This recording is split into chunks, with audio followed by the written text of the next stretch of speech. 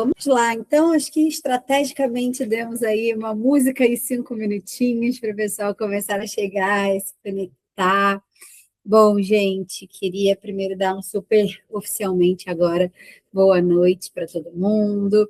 Espero que todos estejam tão felizes quanto a gente está do lado de cá, de estar tendo esse bate-papo, esse momento de troca hoje. Então, eu já quero deixar um convite para todo mundo que está aqui para colaborar, participar, trazer suas dúvidas. A ideia aqui é não ser só uma plateia, né, ser uma troca de fato, então fiquem super à vontade para abrir o microfone, tirar dúvidas, se vocês quiserem trazer, às vezes a gente fica um pouco mais introvertido ali, né, botar no chat, a gente vai estar sempre ali também acompanhando o chat, então se vocês quiserem também aí, a maneira que vocês se sentirem mais confortáveis da gente participar e ter aí esse momento de troca vai ser super legal. A gente fez aí um exercício até chegar aqui, que foi de trazer algumas dúvidas de vocês, a gente abriu ali uma caixinha de perguntas, né, um levantamento de dúvidas sobre os temas, então a gente vai começar o bate-papo trazendo aí algumas dúvidas que apareceram, né, alguns temas que foram bem falados nesse levantamento de dúvidas, mas óbvio que esse é o espaço para troca, então sintam super à vontade aí de trazerem aí suas realidades, suas dúvidas, e vamos lá começar oficialmente. Bom, gente, então, para que vocês conheçam, para quem não conhece ainda a Impulso, né, não tem aí tanta familiaridade com a gente, a nossa comunidade, ela é uma comunidade que ela faz parte da Impulso, né? Ela é uma comunidade que ela foi pensada justamente para que a gente tenha momentos de troca e para que a gente consiga fazer com que todo esse ecossistema de profissionais de tecnologia estejam sempre em constante desenvolvimento, network, né, para além, né, do que a Impulso tem como negócio, né, que é trabalhar, né, a alocação de gestão de profissionais, gestão de carreira de profissionais, o acompanhamento desses profissionais de tecnologia dentro do mercado. Então, dentro da nossa comunidade, a gente hoje tem mais de 170 mil impulsers, a gente tem aí mais de 5 mil mensagens trocadas em diversos canais, então quem gosta do Discord a gente está por lá, quem gosta de acompanhar no LinkedIn a gente está por lá, no WhatsApp, no Telegram, então a gente está aí hoje em diversos canais, estreitando as nossas relações, tendo esses momentos de troca, né? A gente é uma empresa remota, então a gente está em todos os cantinhos aí do Brasil e do mundo, trocando com profissionais de tecnologia, e a ideia, né, do Insiders é também ter esse momento aí de troca mais próxima, para além do assíncrono que às vezes a gente tem aí no nosso dia a dia. E hoje, no nosso evento, a gente está com uma participação muito especial, vou parar de falar e já passar a palavra para ela. Então, Kari, conta um pouquinho para o pessoal quem é a Kari, né? O que você faz, o que você gosta de fazer, os hobbies que muitos nos interessam também. Ai, meu Deus. A gente começar o papo de verdade. Ai, gente, eu tô tão feliz em estar aqui. Tem tanto tempo que eu não participo de um evento nessa comunidade e estou muito feliz de voltar para minha casa, né? A Impulso Network sempre foi minha casa, eu sempre estive aqui muito presente, que seja o primeiro de muitos bate-papos assim e assíncronos também. Eu tenho uma carreira não linear. Então, eu sou doutora em linguística e ali, por volta dos meus 37, hoje eu estou com 51, eu dei uma virada assim do tipo, e aí, o que eu vou fazer dos meus próximos 40 anos? E me vi mergulhando nesse universo de tecnologia, de gestão de projeto de software. E me lembro que meu primeiro ano, eu li uns 18 livros, assim, e trabalhava muito ativamente com um time de mais de 70 pessoas, todo mundo de tecnologia, e eu falo assim, não, meu Deus, eu tenho que descobrir o que essas pessoas comem, onde é que elas dormem, o que elas fazem, como é que elas pensam, porque eu tinha vindo de um universo completamente diferente. Mas sempre fui apaixonada por tecnologia e muito apaixonada por problemas e soluções, então acabei caindo no lugar certo. Quando me perguntam o que é que eu faço todo dia, eu resolvo o problema, né? É o que eu faço todos os dias. E aí, ao longo dessa minha caminhada de mais de, sei lá, quase 30 anos de carreira, eu sempre estive muito focada em gestão, seja de projeto, e no final de pessoas. E esse universo de pessoas sempre foi apaixonante para mim. Eu costumo dizer que eu sou uma pessoa de pessoas, né? Então, olhar pessoas, pensar em como essas pessoas entregam mais resultado, como a gente consegue empolgar, como a gente consegue encontrar aquele talento diferente, é o que me brilha os olhos. E quanto aos hobbies, eu tenho muitos, né? Então, sou viciada em livro, sou apaixonada por Fórmula 1, e de uns tempos para cá me enveredei nesse universo artístico, então estou descobrindo uma Kari artista que pinta aquarela. E hoje eu fiquei mega feliz, eu fiz a minha primeira venda para uma pessoa estranha que não é um amigo, então foi assim um marco. Não que os amigos não sejam importantes, né? Eles são sempre aquelas pessoas que dão os primeiros empurrões, mas hoje eu fiz alguém olhou de fora e falou assim: uau, gostei.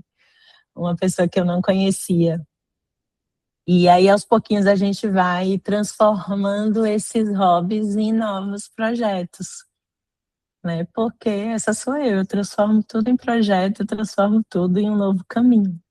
Estou muito feliz em estar aqui, é um tema que eu amo. E eu acho que quando a gente está num mercado tão mexido de tecnologia como a gente está nesse momento, a gente precisa muito discutir como é que a gente entrega mais resultado, né? Dentro dessa movimentação toda que a inteligência artificial vem trazendo. A gente tem visto aí demissões em massa, né? E justificadas pela adoção de inteligência artificial.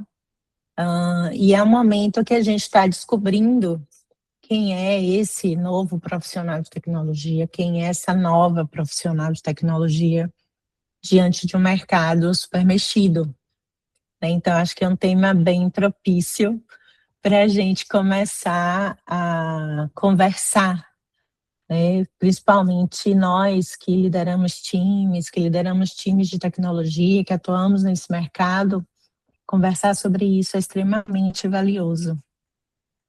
Então, estou aqui para vocês.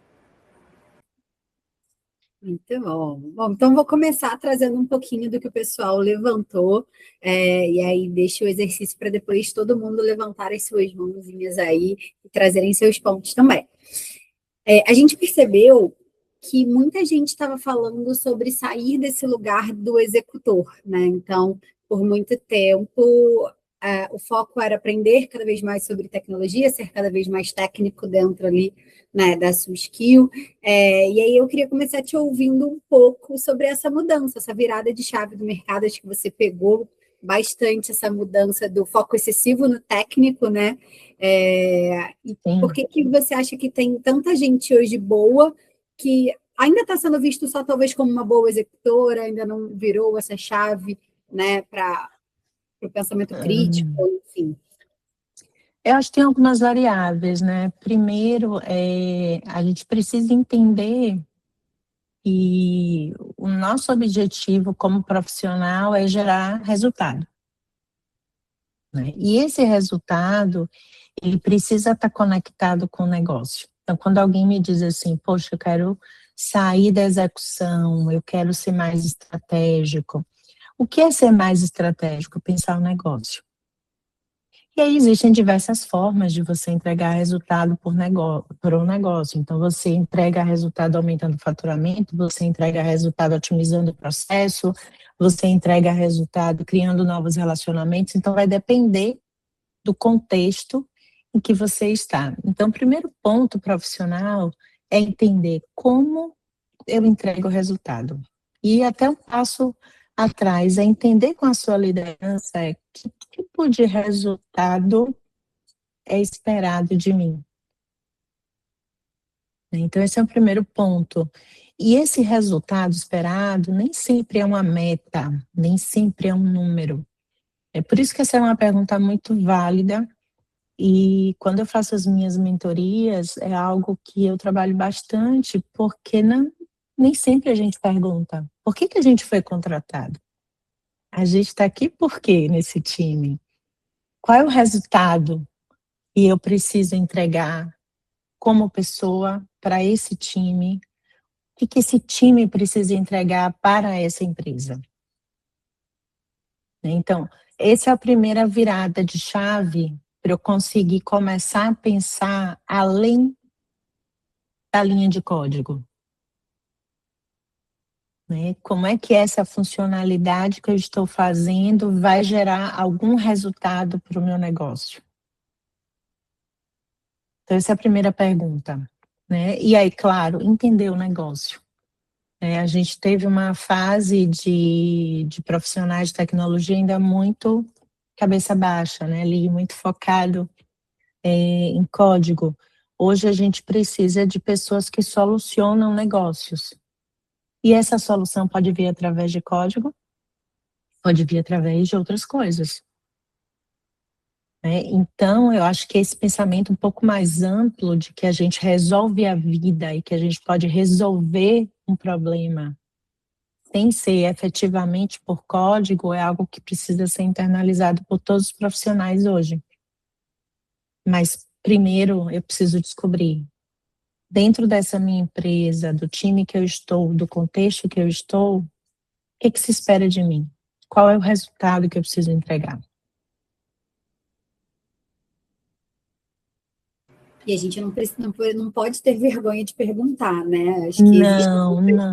vezes a gente, principalmente quando a gente chega num projeto, numa área, numa empresa, às vezes a gente entende aquele escopo da cadeira para que a gente está sendo contratado, mas não vai um passo além do que depois que eu fui contratado, o que espera que eu entregue, né? Isso. São aquelas linhas daquele escopo que tá, daquele job description que estava ali, né? Isso. E o job description, ele é muito limitado no final das contas. E ele muda o tempo todo. Então, se a gente olhar para as nossas carreiras, para as nossas semanas de trabalho, job description é um papel. Porque os problemas, eles vão mudando ao longo das semanas. E aí, um ponto interessante que você trouxe, Bruna, é não ter medo de perguntar.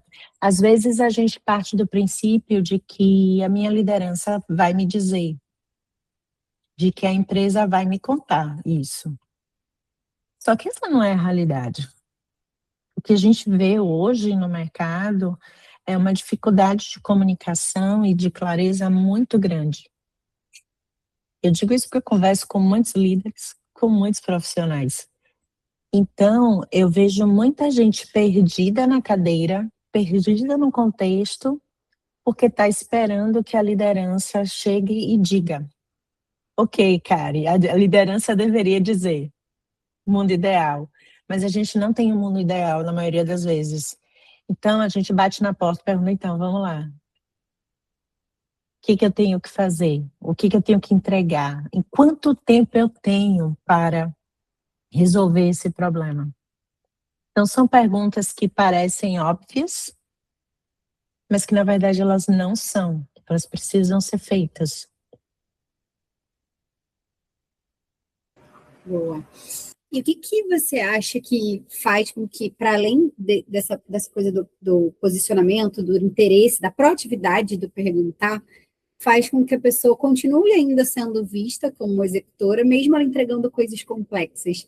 Fazendo até um paralelo com o nosso insider passado, e que a Leca trouxe esse ponto, né? Eles estavam falando sobre fazer um MVP e tudo mais. E às vezes existe valor no você fazer o mais simples, e às vezes você quer entregar uma coisa tão complexa que você perde o foco, né? Então, nem sempre o você entregar a coisa mais complexa vai o que vai gerar valor para o negócio e vai talvez colocar nesse lugar de sair da execução para uma posição estratégica também, né? Sim. Esse de novo, né, é uma coisa, um elemento que eu acho extremamente desafiador, que é o conceito de pronto. O conceito de pronto, ele varia muito de pessoa para pessoa. E às vezes está pronto para mim e não está pronto para Mones. O que está pronto para Mones não está bem feito para Cíntia. Então, esse conceito do que está pronto, do que tem excelência, do que tem qualidade, ele é um conceito que ele varia de empresa para empresa, que varia de líder para líder, de time para time. Então, de novo, é algo que precisa ser alinhado, perguntado. Eu costumo dizer que as soluções, as melhores, elas geralmente são mais simples. E nada melhor do que a gente entregar algo mais simples e rápido. E simples não significa ser simplório, mal feito. Não. Simples significa eu estou dando o menor passo possível para resolver esse problema agora, com as informações que eu tenho. Só que o ponto que você trouxe é como é que eu demonstro e eu dou visibilidade do meu trabalho para eu não ser vista só como alguém que simplesmente executa. E aqui eu não estou dizendo que executar é ruim, não. A gente precisa de pessoas que executem e executem super bem. Mas a gente está falando de visibilidade. Como é que eu dou esse passo além? E dar esse passo além é mostrar o trabalho que você faz. E é bem difícil, né, essa questão do mostrar o trabalho. Gente, eu perdi a tela de vocês. Achei de novo. É muito difícil essa questão do trabalho. Por quê? Porque simplesmente a gente vem de um contexto de que quando a gente mostra o trabalho da gente, a gente está se vendendo, a gente está sendo pedante, soberba, ambicioso. E não é isso, né? A gente precisa da visibilidade do nosso trabalho. E dar visibilidade do nosso trabalho não significa que a gente está se vendendo. Significa que a gente está mostrando o que nós estamos fazendo. Isso é extremamente necessário. Então, se você tem espaço para fazer isso, faça, né? E tudo tem um jeitinho de fazer. Então, você compartilha com o time o conhecimento, você compartilha com a sua liderança como foi que você chegou naquele racional, né? Você terminou uma funcionalidade, você grava um vídeo explicando como é que ela funciona, por que que ela existe, qual é o valor que está sendo entregue, libera para as pessoas conhecerem dentro da empresa.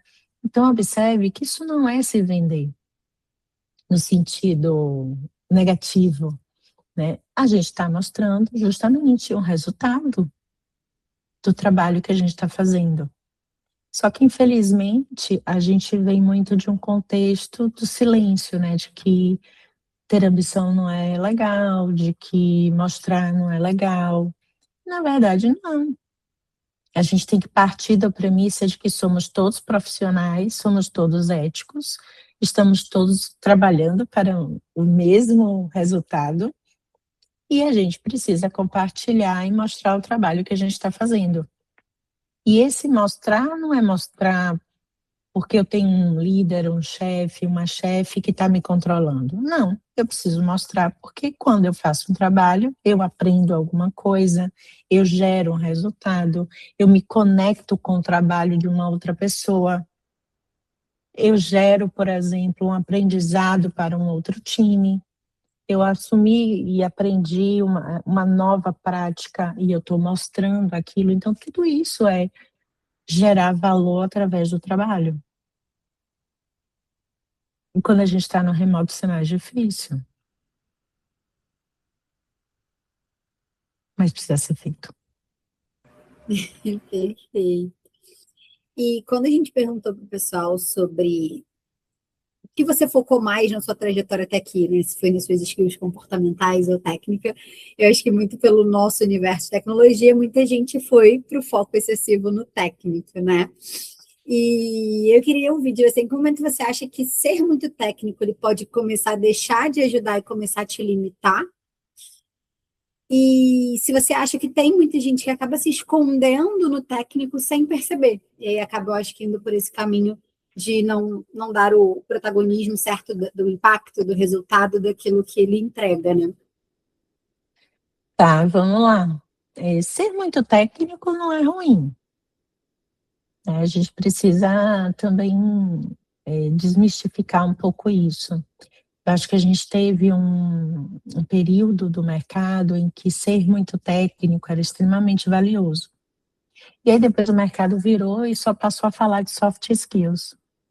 Aí a gente só contratava soft skills, menos a parte técnica, e de repente a gente tinha um problema do negócio, porque o pessoal precisava de mais tempo para aprender a parte técnica. Então, são skills que precisam andar ali com certo equilíbrio, né? Eu não posso ter uma pessoa altamente técnica, mas que a conduta comportamental dela não se adequa à realidade da empresa, ou que ela tem dificuldade de comunicação. Ou, por exemplo, eu posso ter uma pessoa extremamente técnica e que não consegue negociar bem com o cliente um prazo de entrega. Isso acaba sendo um problema. Nem tampouco eu posso ter uma pessoa altamente cheia de soft skills legais, mas que ela não consegue transitar no universo técnico. Ela não vai conseguir entregar valor. E a gente vê hoje, com a adoção da IA, e eu tenho conversado com muita gente, o desafio de júniors, por exemplo. O júnior de hoje, ele é um júnior que ele precisa saber muito mais coisa do que o júnior da minha época.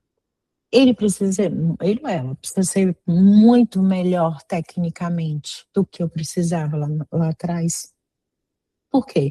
Eu tenho um monte de ferramenta no code, low code, IA, uma série de coisas e eu preciso aprender além das linguagens de programação, além da arquitetura, além de DevOps, além de QA, além de uma série de coisas, né? Então, hoje, esse lado técnico, ele vem puxando brutalmente, porque a evolução ela é muito rápida.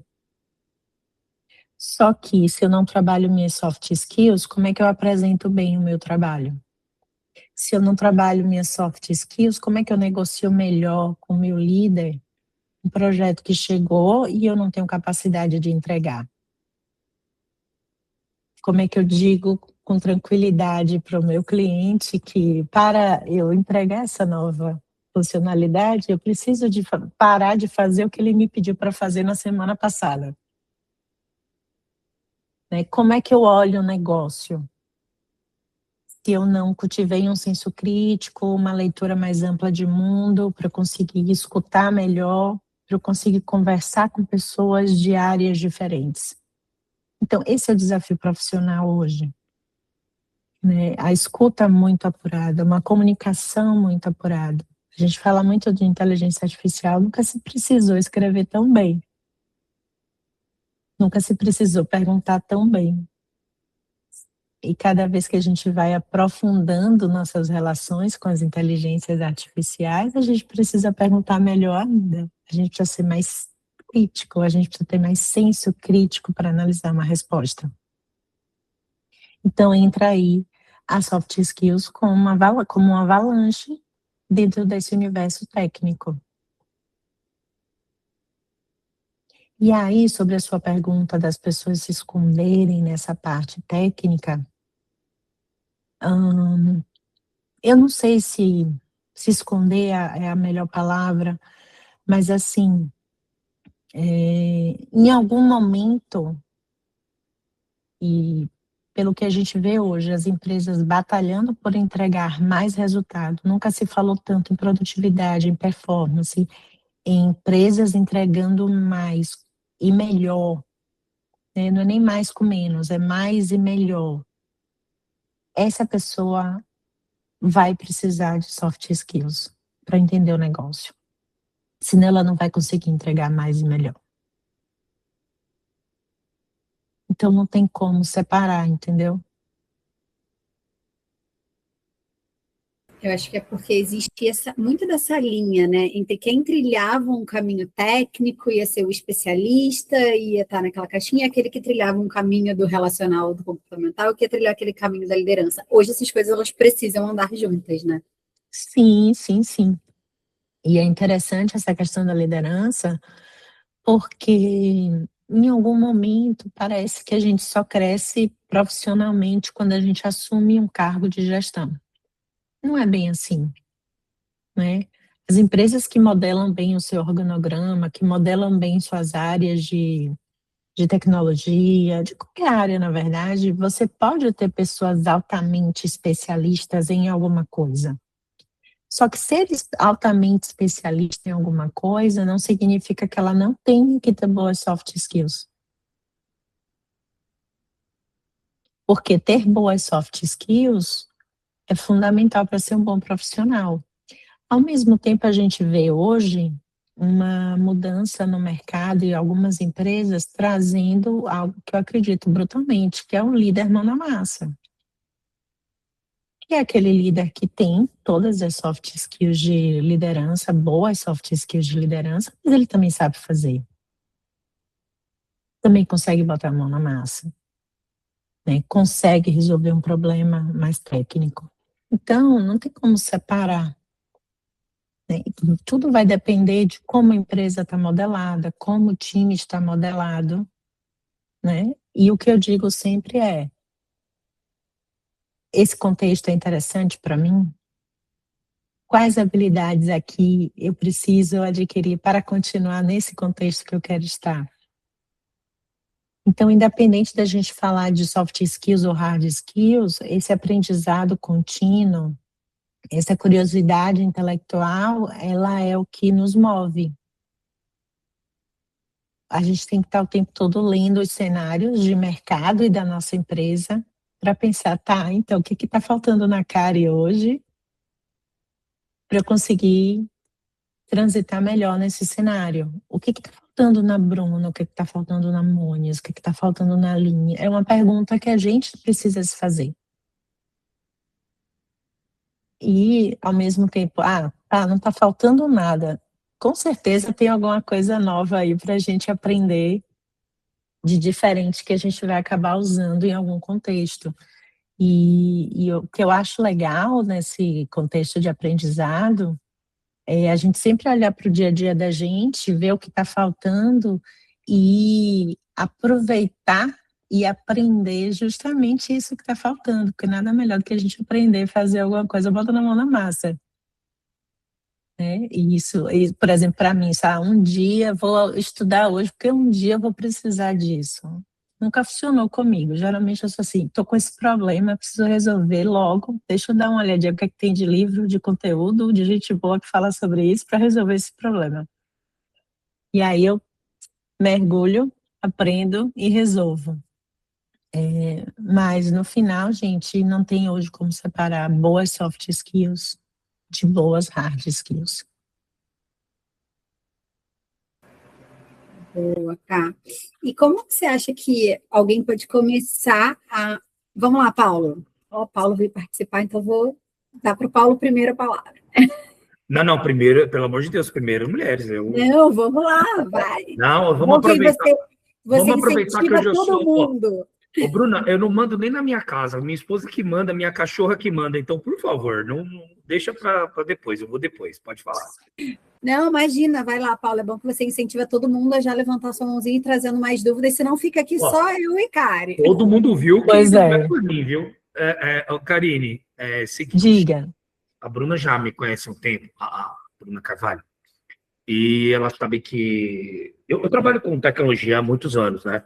Mas eu não sou formado em tecnologia, sou formado em economia, tenho MBA de tecnologia, mas eu não gosto de detalhes. Eu não sou o cara do detalhe. Eu não sou. Se você falar para mim que isso aqui é um código, eu aceito e vamos para cima. Eu gosto da tecnologia como ferramenta, eu gosto da tecnologia como uma oportunidade de você melhorar coisas. Enfim, eu vejo a tecnologia com pouco romantismo. E eu trabalhei já fazendo gestão de mais de 240 pessoas, parecido com o que vocês têm na Impulso em outros lugares. Hoje eu faço consultoria, saí um pouco disso, mas e Open Finance e tal.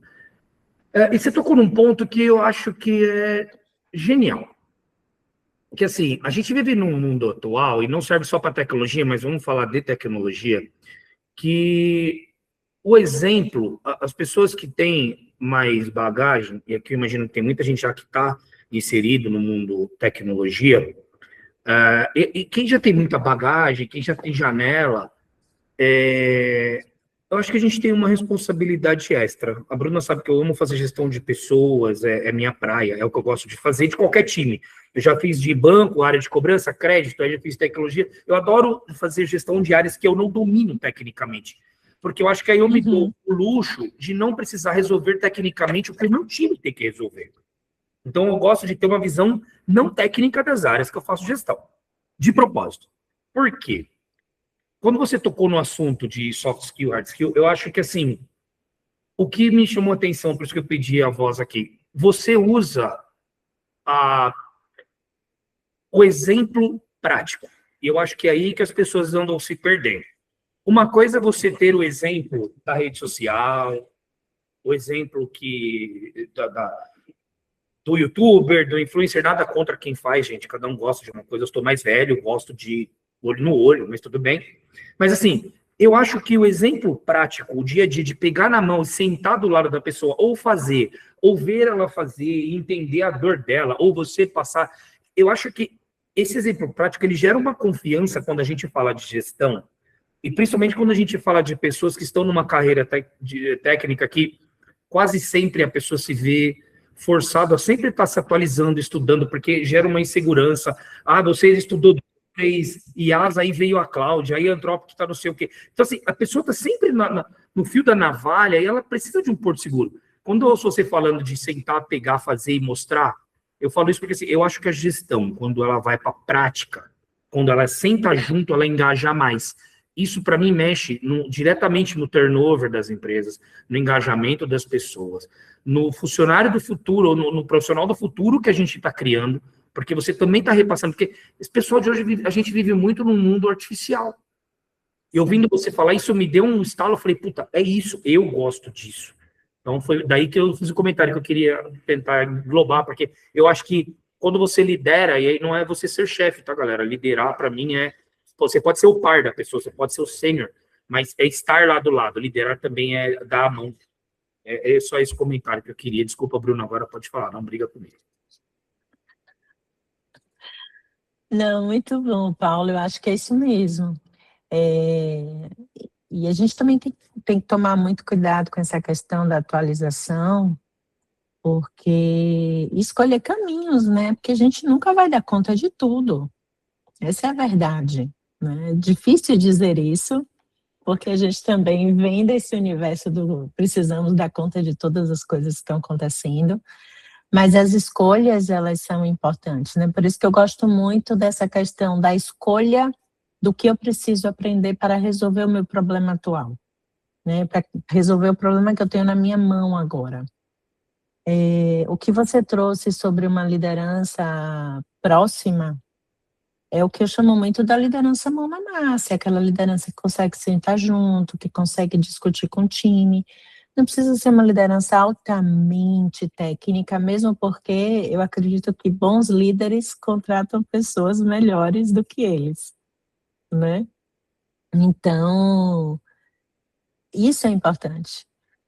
Essa liderança, eu acredito muito em uma liderança que sabe fazer, que sabe entender os problemas, que sabe ouvir os times, né? Que sabe também, se precisar na hora do vamos ver, vamos ter que sentar, vamos fazer, e a gente aprende a fazer junto, mas isso que você trouxe da presença, do exemplo, do sentar junto, isso é fundamental, né? E a gente tem visto hoje em muitas empresas os desafios que começam às vezes no onboarding, um onboarding que não está legal, e uma liderança que não tem tempo porque a agenda está sobrecarregada, né? E essa liderança nunca tem tempo para sentar com as pessoas, para ouvir, para entender como é que elas estão trabalhando, para entender como é que eu, líder, ajudo a melhorar o dia dessas pessoas.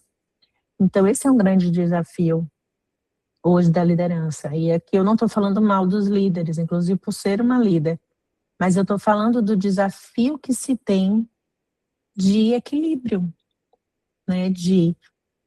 Precisamos de tempo para as pessoas. E isso pode significar deixar de fazer coisas também.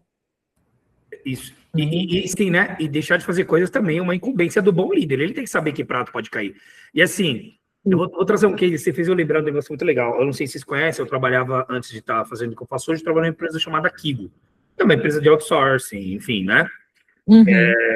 E assim, foi legal, porque eu trazia para minha célula muita pessoa que estava, e foi na meio da pandemia, né?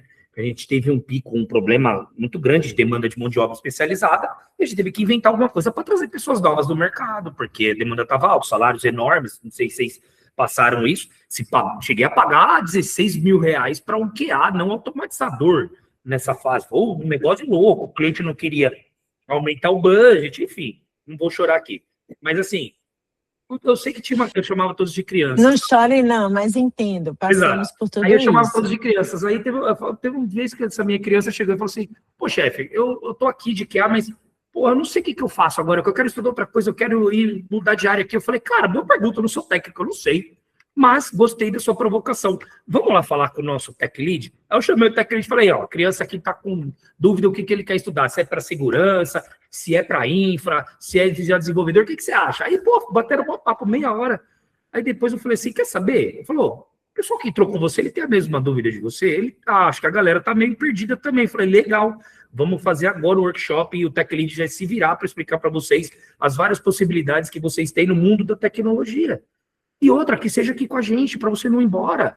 Então, a gente fornece todos os tipos de profissional, por que eu preciso fazer você ir embora? Eu dito e feito, isso gera engajamento, gente. O pessoal precisava entender para onde pode ir para o futuro, o que fazer, como fazer. Coisa simples, a solução está dentro de casa. Não é mágica, não tem ciência de foguete, sabe? Coisas simples que resolvem. Agora, e outra, eu gosto muito disso, de colocar a pessoa para se virar também. Falar, você trouxe a ideia, vamos participar da solução. Sabe? Uma coisa que eu sempre fiz nas minhas áreas, e de novo, por não ser técnico, é um negócio que eu acho legal.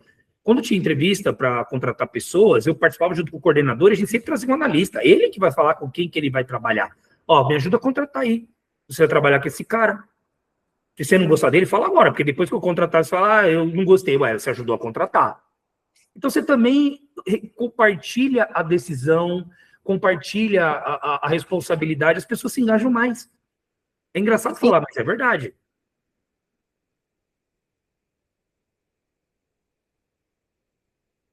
Não, caiu aqui, voltei. Vocês entendem? Faz sentido? Enfim. Sim, faz. Loucuras aqui. Faz, sim. Essa questão da responsabilidade, da autonomia, é algo que é sempre me perguntado. E aí, como é que eu consigo essa autonomia?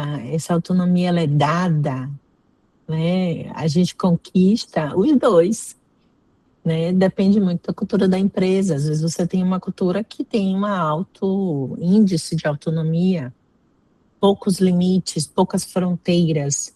Tem algumas empresas com mais fronteiras e você precisa descobrir quais são essas fronteiras. Mas eu falo muito do protagonismo do indivíduo. Então, nós somos os donos das nossas carreiras. Então, o tempo todo a gente tem que se perguntar como é que eu melhoro, como é que eu entrego mais, esse contexto faz sentido para mim, essa cultura faz sentido para mim, o que está, se meu time não está bom, o quanto eu estou contribuindo para o meu time não estar bom, porque no final não tem isso, né? A culpa, se um time não está performando bem, não é né? Nós todos estamos colaborando de alguma forma. E esse ponto que você trouxe, Paulo, ele é bem interessante, porque existem coisas assim meio doidas, assim, eu já passei por contextos que de repente alguém, vou pegar aqui as duas Brunas, né? Aí aproveitar que tem duas Brunas, aí uma Bruna vem para mim e diz assim, cara, eu preciso conversar com você, porque Bruna não está entregando nada. Eu falei assim, tá, e aí? Você quer que eu faça o quê como líder? Você já falou com ela que é sua colega, que suas demandas estão paradas porque ela não está entregando? Não é que eu esteja me eximindo da minha responsabilidade como líder, eu entro depois, mas o primeiro passo é a gente ter um time em que as pessoas saibam e possam conversar e cobrar, né? Parece que cobrar deixou de ser uma palavra boa de ser usada, gente. Como é que a gente trabalha se a gente não cobra do outro, do coleguinha? Né? Como é que a gente consegue trabalhar se eu não posso cobrar do Paulo? Virar assim, Paulo, e aí? Como é que está esse relatório que a gente tem que entregar na sexta? Você tem que fazer o relatório e eu a apresentação do relatório? Estou esperando você. E aí? Quando é que sai? Então, essas coisas elas precisam ser naturais dentro de um time. Da mesma forma que o dar feedback tem que ser natural. Poxa, Aline, olha, não ficou bom não essa apresentação. E essa parte não ficou legal, a gente não fez isso, não fez aquilo, vamos sentar, vamos ter que refazer. Então, essas coisas precisam ser naturais dentro de um time, senão não tem performance, não tem produtividade se a gente tem receio de falar. Né? Mas para isso eu preciso daquela pergunta lá do início da nossa conversa, né? Qual é o meu resultado? Onde a empresa quer chegar? Né? Quais são as minhas fronteiras? Até onde eu posso ir? Então, são coisas que a liderança precisa responder. Se ela não te entrega isso bonitinho, você vai ter que perguntar para conseguir performar bem. Eu acho que esse é o grande salto de bons profissionais. Então, quando eu olho ao longo de toda a minha carreira, os bons profissionais, as boas profissionais foram aquelas que me fizeram as melhores perguntas na primeira semana de empresa. E as melhores perguntas não necessariamente são as perguntas mais inteligentes. São aquelas pessoas que demonstraram uma curiosidade de verdade pela empresa. Então, tá, cara, eu tô lendo esse material aqui, tem uma parte aqui que não faz sentido. Eu preciso que você me explique. Por que não tá batendo com outra coisa? Então, esse desejo de entender é que quando eu olho em retrospectiva, foram os melhores profissionais que trabalharam comigo. Que na primeira semana me trouxeram perguntas, me pediram contexto, não ficaram em silêncio. E aí, por isso que eu digo, a importância das perguntas. Pergunte.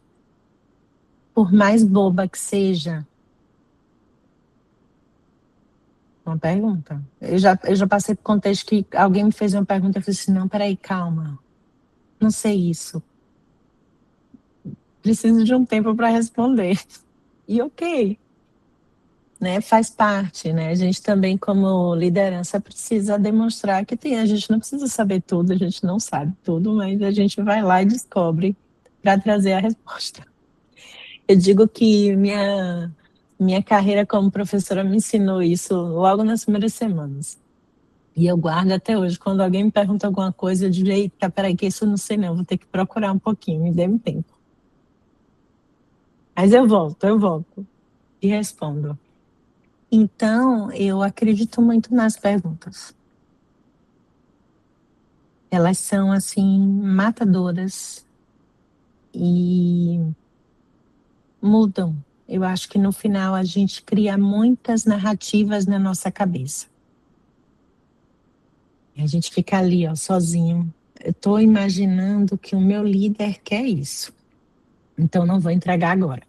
Eles estão imaginando que a Cara está chateada porque ela não botou alguma coisa na mensagem. Aí não pergunta. Eu estou imaginando que eu não conduzi bem essa call. Mas também não pergunta para ninguém o que, é que o pessoal achou da call. E você fica ali com várias narrativas fantasiosas, porque simplesmente a gente decidiu não perguntar. Então, perguntem. É o que eu sempre digo. Na dúvida, pergunte.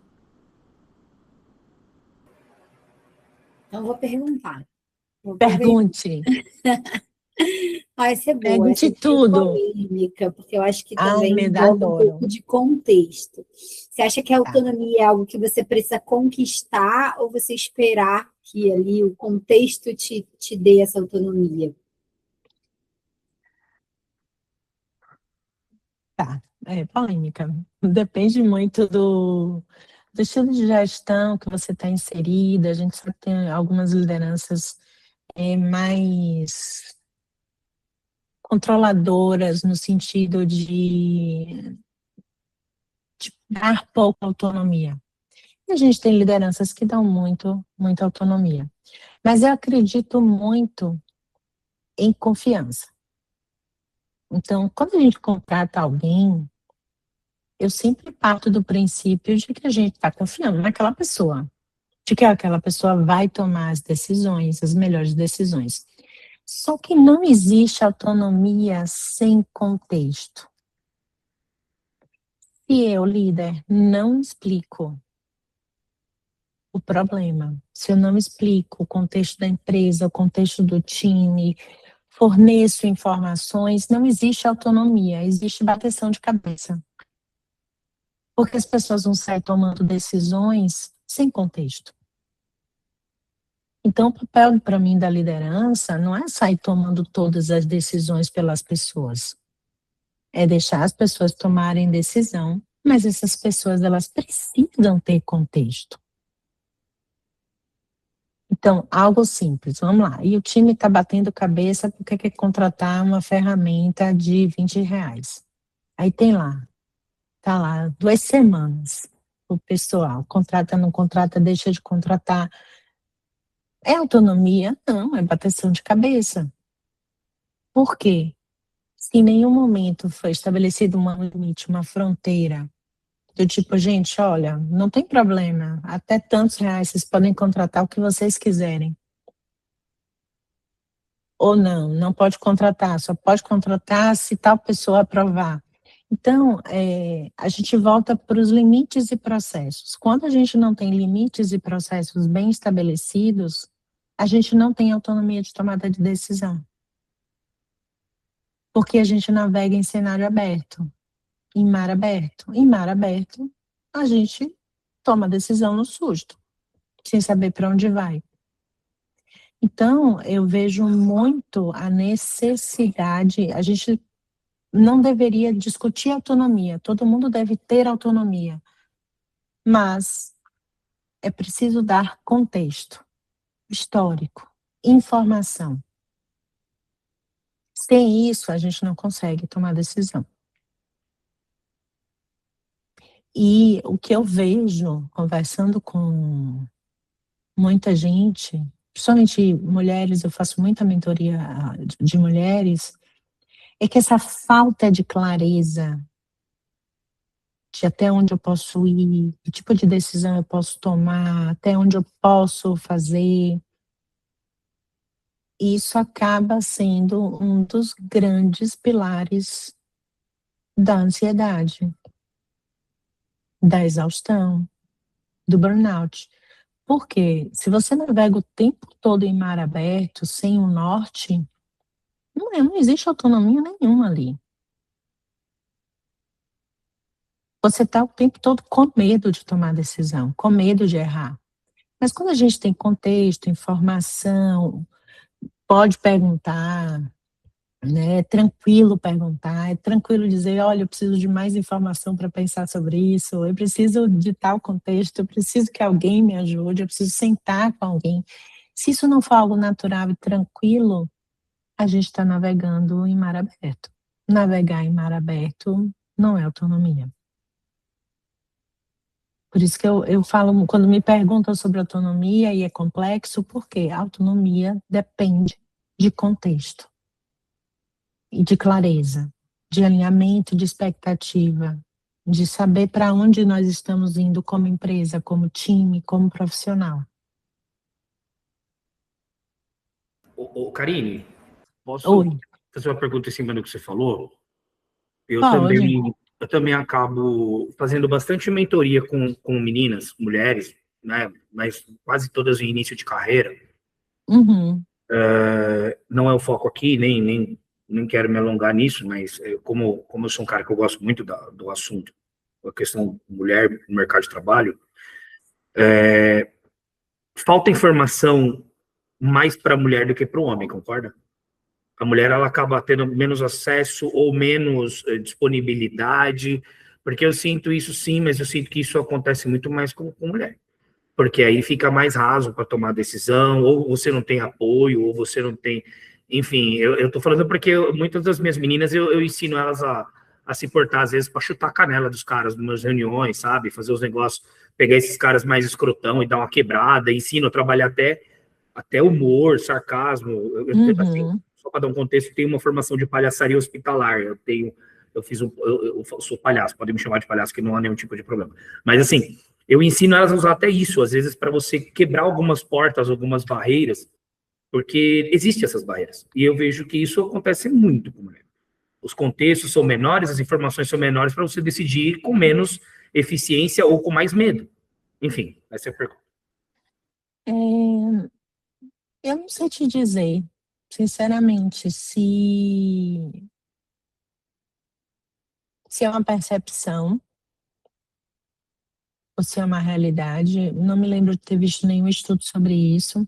Mas tem um ponto interessante que eu acho que vem do universo feminino, que é a perfeição, né? Então, assim, eu acho que está em nós, mulheres, um medo maior de errar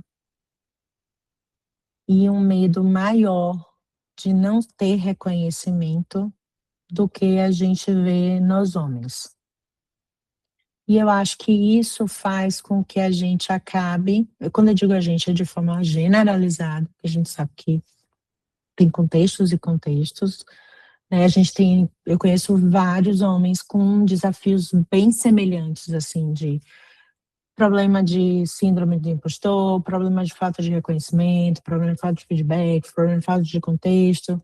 E quando a gente vai trabalhando, no meu caso, com lideranças com maior senioridade, a gente vai vendo que isso vai se igualando, né? A gente vai vendo, por exemplo, eu trabalho geralmente com mentorias de heads para cima, né? Heads, diretoria, gerentes experientes, gestores experientes, C-levels. Então, esse universo ele já fica mais igualitário em termos do tipo de problema.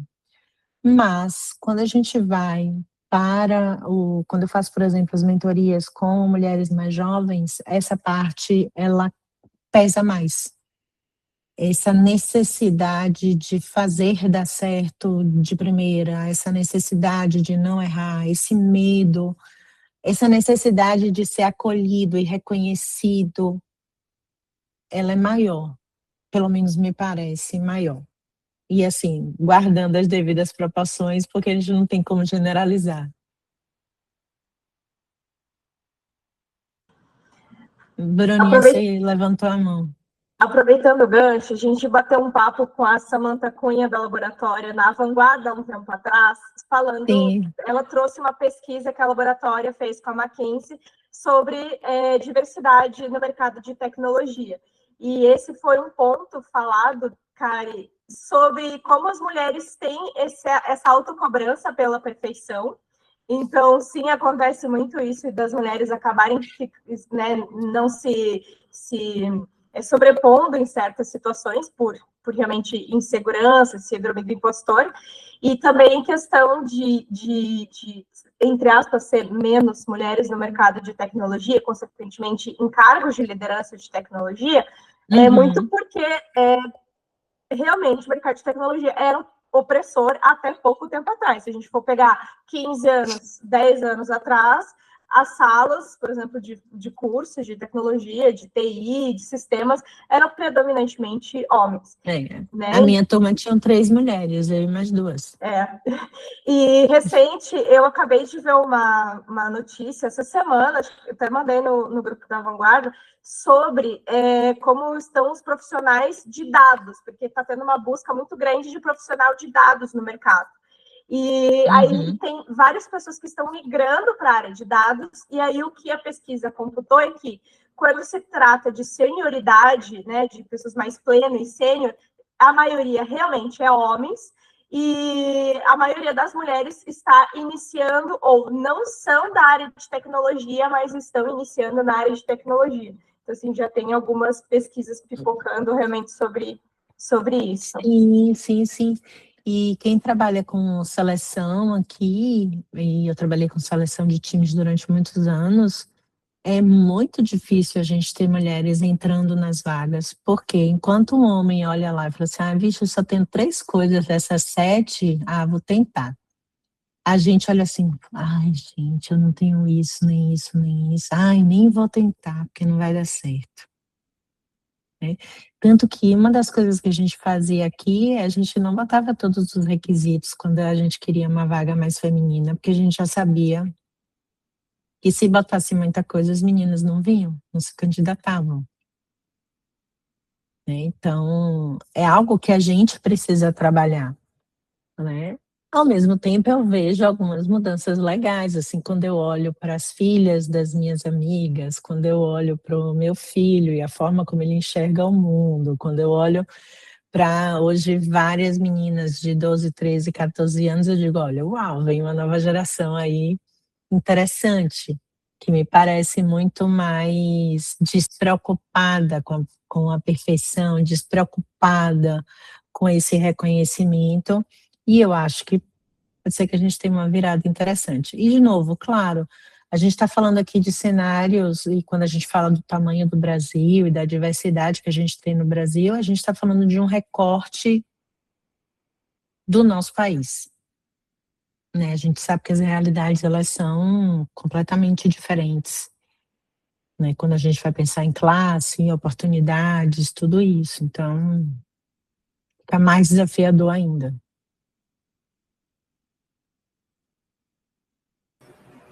Muito bom. E acho que vão pensando aí se vocês têm mais dúvidas, mas eu vou para as minhas finais. Kari, se você pudesse dar uma dica hoje para quem está nesse movimento de querer começar a ter esse protagonismo, esse papel de influência, como que você acha que a gente consegue começar a influenciar sem ter um cargo, sem ter essa autoridade formal, começar do pequeno ali, né? Talvez da nossa realidade de time, de squad, de área. Como que você acha que a gente pode começar a ter esse papel de influência sem ainda ter ali, de fato, o nome?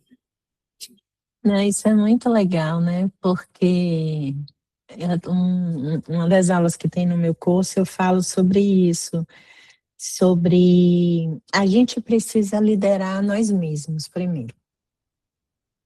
Né? Antes da gente pensar em ser um líder, antes da gente pensar em outras coisas, a gente precisa considerar e aprender a liderar o nosso dia, né? Aprender a liderar a nossa vida, liderar a nossa cabeça, né? Tomar as nossas decisões. Então, eu sempre falo que líder não é um cargo. Líder é alguém que puxa alguma coisa para si, para resolver. Então, eu sempre digo, e ao longo da minha vida, as pessoas que assumiram papéis de liderança, sejam lideranças situacionais, que para mim é extremamente importante, são pessoas que têm um sentimento de inquietação e indignação. Tipo, eu não consigo ver isso acontecendo sem fazer alguma coisa. Né? E aí pronto, eu tenho um time, estou num time, está um problema acontecendo, e eu vou lá e, não, peraí, gente, eu vou puxar aqui para mim, vou pensar em algumas soluções e reunir as pessoas e vamos que vamos. Então, esse sentimento que eu chamo de indignação, inquietação, frente a um desafio que um time está passando, é o que faz com que a gente comece a assumir uma liderança. Porque você está puxando para si um desafio. E às vezes é puxar para si o desafio de ensinar alguém, é puxar para si o desafio de receber uma nova pessoa no time, de sentar com alguém para resolver um problema, de puxar uma iniciativa sozinho de ponta a ponta, né? De ter uma conversa desafiadora com a sua liderança, né? E você se preparar para isso. Então, no final, quando a gente olha para o nosso dia, nós temos diversas oportunidades de mostrar esse protagonismo da nossa carreira, do que a gente quer. Mas às vezes a gente deixa passar, seja porque a gente está no automático, seja porque a gente está engolido pela operação. Mas, voltando à sua pergunta, sobre mostrar um pouquinho mais do nosso trabalho, eu acho que é justamente isso, é exercitar, falar sobre o nosso trabalho. E é importante que falar sobre o nosso trabalho não é falar sobre nós, é falar sobre o nosso trabalho. É igual a brincadeira do feedback. Ah, todo mundo tem dificuldade de dar feedback. Poxa, não deveríamos ter, porque a gente não está dando feedback para a Aline, sobre a Aline. A gente está dando feedback sobre uma parte do trabalho da Aline, sobre algo que aconteceu no trabalho que a Aline executou. Né? É igual a... Ana, vou pegar a Ana Lu. A Ana Lu chegou no office com um vestido exótico. E eu digo, Ana Lu, esse vestido não ficou bom. Observe, eu não estou dizendo e dando um feedback que a Ana Lu tá feia, tá isso. Eu não estou dizendo, esse vestido, neste momento, não funcionou. E observe que são coisas, feedback é tão do dia a dia, né? E que a gente faz o tempo todo, vira para o marido, sim, esse óculos não tá bom em você hoje, não. Esse cabelo tá uma coisa hoje. Né? E a gente faz isso com tamanha naturalidade, mas a gente não faz isso no nosso dia a dia. Por quê? Porque a gente bota na cabeça que a gente está dando feedback para a Ana Lu, não, a gente está dando feedback de uma parte do trabalho dela, né? E não é sobre a pessoa, é sobre um processo, é sobre uma execução, é sobre um fato, é sobre um contexto. Eu acho que aprender isso já vai fazer com que a gente tenha mais tranquilidade em mostrar o nosso trabalho. Porque é o nosso trabalho. Não é a Bruna, não é a Cíntia. É o trabalho que a gente está fazendo e que pode receber críticas, que pode receber elogios e que alguém pode pegar pela mão e falar assim, poxa, Cíntia, não tá bom não, deixa eu sentar aqui com você, porque eu já passei por isso e resolvi de um jeito muito mais legal e mais rápido. Ótimo, vamos aprender juntos. E às vezes a gente perde a oportunidade, porque a gente trabalha ali sozinho, fechadinho, com medo de mostrar o que a gente está fazendo. Quem trabalha comigo há muito tempo tem uma característica, e quando eu travo, assim, eu tenho que fazer alguma coisa, eu travo. Assim, vixe. Primeira coisa que eu faço, eu mando lá pro time todo, boto no canal, gente, olha aqui, por favor, esse negócio aqui que eu tô fazendo. Que não tá indo, travei. Alguém consegue pensar em alguma coisa além de mim, disso daí? Então, assim, são essas pequenas coisas que a gente precisa naturalizar no nosso dia a dia. E alguém vai colar, alguém vai responder, ou então ninguém vai dizer nada e você vai pensar assim, já era, vou ter que terminar sozinha mesmo, entregar isso sozinha mesmo, então vai do jeito que eu estou pensando e pronto, é o que eu tenho. E tudo isso é válido para a gente aprender, no final das contas. E aí uma coisa que eu digo também é, gente, mostrar o trabalho da gente não é pendurar melancia no pescoço. A gente só está contando, olha, que legal, o time conseguiu fazer um bom evento. Poxa, na semana passada saiu uma news que teve um resultado super legal. Geralmente a gente tem tantas impressões, tivemos 30% mais de impressão. Observe, tudo isso mostrar o trabalho. Poxa, que legal, olha, montamos um time fantástico e o time começou e já recebeu um elogio do cliente. Poxa, que legal, eu usei aqui o ChatGPT, fiz um prompt e gerou um resultado bem massa naquele relatório que a gente está montando. Tudo isso mostrar o trabalho. Só que a gente espera, né, a gente fazer o evento do ano para dizer assim, isso aqui vale a pena mostrar. Não, gente, no final, o resultado ele é construído de pequenas coisas que a gente faz ao longo do dia. Se a gente não fizer pequenas coisas ao longo do dia, não tem resultado grande no final do ano.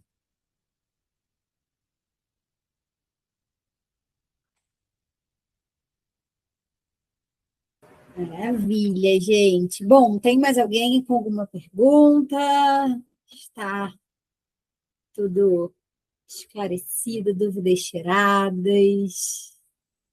Kari, você quer trazer mais algum ponto aí que a gente não passou? Não, eu só vou dizer que é assim, eu costumo dizer que as dúvidas vêm depois que a gente dorme. Amanhã todo mundo vai pensar, poxa, eu podia ter perguntado isso, poxa, eu podia ter contado aquilo. Aí vocês aproveitam e entram em contato comigo e me contam e me perguntam, pronto. Eu sempre Maravilha. digo. Fica um pós aí reservado. Muito Porque é bom. sempre assim, eu não sei com vocês, mas comigo é assim, eu fico, ih, ó, poxa, podia ter dito isso, poxa, eu podia ter perguntado aquilo e não perguntei.